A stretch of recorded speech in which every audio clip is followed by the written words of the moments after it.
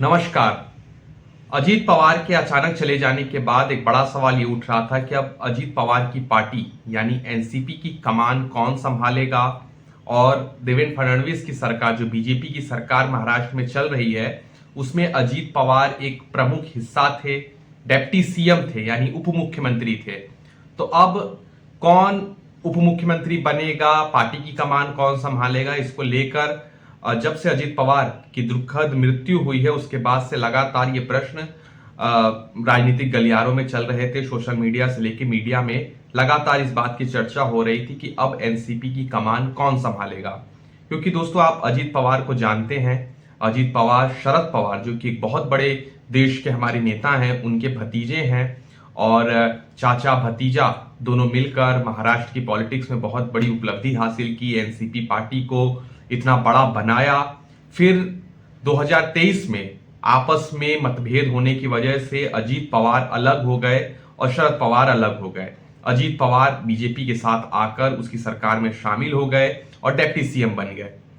लेकिन अचानक अजीत पवार के चले जाने के बाद अब एक बड़ा सवाल ये उठ रहा था कि अजीत पवार की पार्टी कौन संभालेगा और महाराष्ट्र की सरकार में एनसीपी का क्या रोल होने वाला है। तो एक बड़ी खबर आ रही है कि अजीत पवार की पत्नी सुनेत्रा पवार डिप्टी सीएम बनने वाली हैं। जल्द ही वो मंत्री पद की शपथ लेंगी। कहा यह जा रहा है कि आज यानी 31 जनवरी को शाम को लगभग 5 बजे के आसपास वो राजभवन जाकर शपथ भी ले सकती हैं।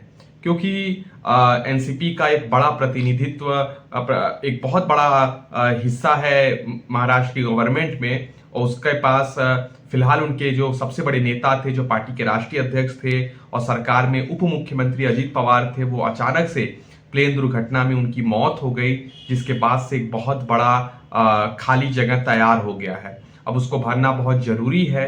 कई लोगों का नाम चल रहा था कि क्या प्रफुल्ल पटेल डिप्टी सीएम बन सकते हैं या फिर अजीत पवार के बेटे पार्थ पवार को वो जिम्मेदारी दी जा सकती है।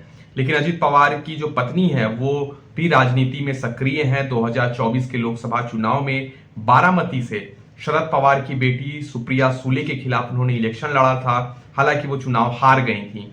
बारामती से सुप्रिया सुले चुनाव जीतने में कामयाब रही थी। लगभग 1.5 लाख से ज्यादा वोटों से सुप्रिया सुले इलेक्शन जीती थी। तो अब जो पार्टी की कमान है और सरकार में जो पार्टी को अपना उनको प्रेजेंट जो रहेगा वहां पर उनका, वो अजीत पवार की पत्नी सुनेत्रा पवार के बारे में कहा जा रहा है कि वो डिप्टी सीएम पद की शपथ ले सकती हैं और वो वहां पर पार्टी को कमान संभालेंगी। और पार्टी के राष्ट्रीय अध्यक्ष को लेकर भी जो चल रहा था कि हो सकता है कि सरकार में सुनेत्रा पवार शामिल हो जाए, पार्टी की कमान क्या उनके बेटे को दी जाएगी या फिर प्रफुल्ल पटेल जो कि कार्यकारी राष्ट्रीय अध्यक्ष हैं वो संभालेंगे। तो अभी भी उसको लेकर सवाल लगातार चल रहा है। लेकिन कहा यह जा रहा है कि फिलहाल सब कुछ अजीत पवार की पत्नी सुनेत्रा पवार के हाथों में दी जाएगी और आने वाले समय में देखना होगा कि पार्टी का क्या करना है। क्योंकि एक बड़ा सवाल ये भी चल रहा था कि आने वाले दिनों में शरद पवार और अजीत पवार एक साथ होने वाले थे। क्योंकि अभी जब स्थानीय इलेक्शन हुए थे पुणे में और बाकी जगहों पर, तो दोनों एनसीपी का दोनों गुट यानी अजीत पवार का और शरद पवार का दोनों गुट मिलकर इलेक्शन लड़ रहा था। और ये कहा जा रहा था कि मतभेद हैं लेकिन मनभेद नहीं है।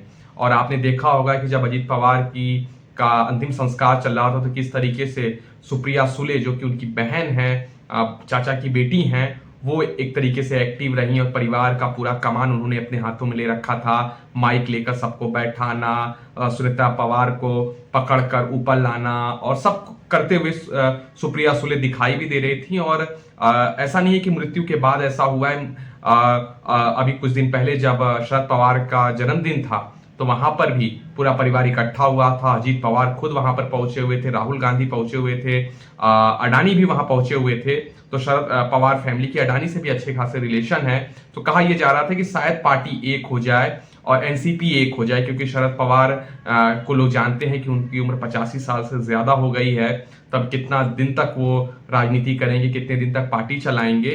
तो कहा यह जा रहा था कि दिल्ली में सुप्रिया सुले और राज्य में अजीत पवार पार्टी को संभाले और पार्टी एक हो जाए, एनसीपी एक हो जाए।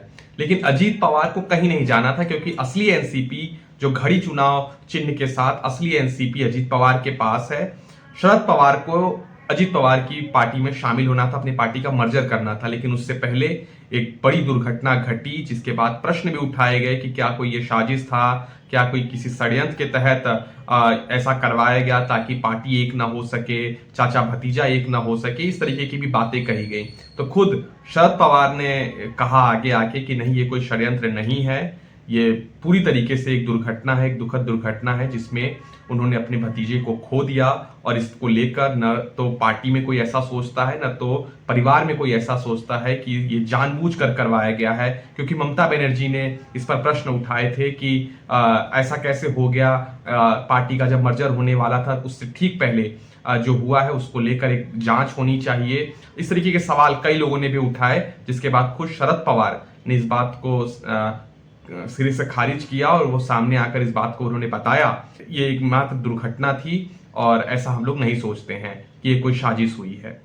तो अब देखना भी दिलचस्प होगा कि एनसीपी का आने वाले समय में क्या होता है। क्या शरद पवार सुनेत्रा पवार को अपना नेता मानकर पार्टी में मर्जर करेंगे? क्या जैसे चलता आया है वैसे ही चलेगा कि राज्य में अजीत पवार की फैमिली और केंद्र में शरद पवार की फैमिली जो राजनीति करती रही है, क्या ऐसे ही चलती रहेगी, या फिर आने वाले समय में क्या कुछ बदलाव होगा, हम आपको बताएंगे। फिलहाल यही खबर है कि अजीत पवार की पत्नी सुनेत्रा पवार महाराष्ट्र के डिप्टी सीएम बनने वाली हैं। तो मुझे दीजिए इजाजत, अपना और अपनों का ख्याल रखिए। शुक्रिया।